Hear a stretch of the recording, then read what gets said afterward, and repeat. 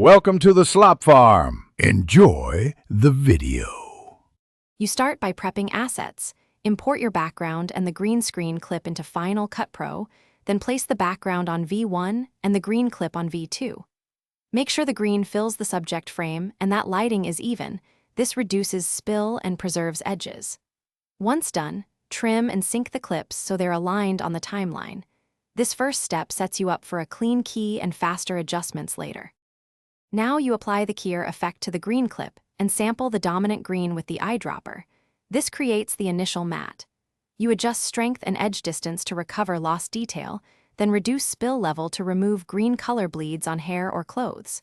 Make sure to use matte tools, fill holes, shrink/expand, and feather to smooth edges and retain fine details.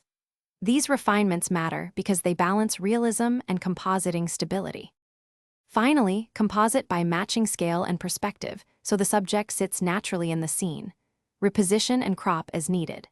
Then color match using color wheels and hue/saturation curves to blend contrast and color temperature, making the composite believable.